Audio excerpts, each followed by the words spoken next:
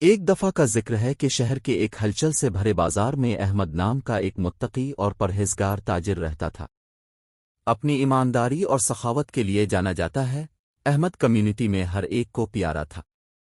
اپنی معمولی کمائی کے باوجود احمد نے ہمیشہ ضرورت مندوں کی مدد کرنے کے طریقے تلاش کیے، چاہے وہ خیرات کے ذریعے ہو یا مہربان اشاروں سے۔ گرمیوں کی ایک جھلسا دینے والی دوپہر، جب احمد بازار میں اپنا سامان ترتیب دے رہا تھا، اس نے دیکھا کہ ایک نوجوان لڑکا اس کے اسٹال کے قریب کھڑا ہے۔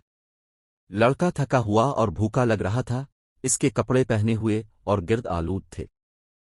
ہمدردانہ دل کے ساتھ احمد اس لڑکے کے پاس گیا اور اسے ٹھنڈا پانی اور کچھ کھجوریں کھانے کی پیشکش کی۔ شکر گزار لڑکے نے احمد کی مہربانی کو قبول کیا اور بتایا کہ وہ ایک یتیم ہے، اپنی دادی اور چھوٹے بہن بھائیوں کی کفالت کے لیے کام کی تلاش میں شہر میں گھوم رہا ہے۔ لڑکے کی حالت نظار سے متاثر ہو کر احمد نے اسے اپنے اسٹال میں مدد کے لیے موقع پر رکھا، جس سے اسے مستقل آمدنی اور مقصد کا احساس ملتا تھا۔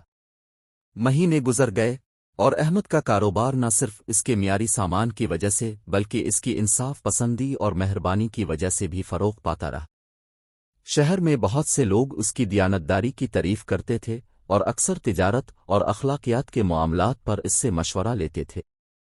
ایک دن دور دراز سے ایک مالدار تاجر بازار میں آیا۔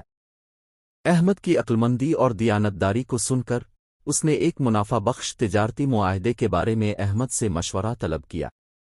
احمد کی بصیرت اور اخلاقی رہنمائی سے متاثر ہو کر تاجر نے ایک شراکت کی تجویز پیش کی جو دونوں فریقوں کے لیے خوشحالی لائے گی۔ جیسے جیسے ان کی شراکت داری پروان چڑھتی گئی، احمد نے اپنے خیراتی کاموں کو جاری رکھا، خاموشی سے بیواؤں، یتیموں اور کمیونٹی میں کم خوش نصیبوں کی مدد کی۔ اس کی مہربانی کے کام دور دور تک پھیل گئے، دوسروں کو اس کی مثال کی پیروی کرنے کی ترغیب دی۔ برسوں بعد جب احمد بازار میں انجیر کے درخت کے سائے میں بیٹھا، اپنے سفر پر غور کرتے ہوئے اس نے محسوس کیا کہ حقیقی دولت مادی مال میں نہیں بلکہ دوسروں کی محبت اور احترام میں ہے۔ اس کے ایمان نے اس کی رہنمائی کی تھی کہ وہ ہمدردی اور سخاوت کی زندگی گزاریں اور آنے والی نسلوں کے لیے نیکی کا ورثہ چھوڑیں۔ اس کہانی کے ذریعے ناظرین اب ایک بامقصد اور مکمل زندگی کی تشکیل میں مہربانی، دیانت اور ایمان کی اہمیت کو سیکھتے ہیں۔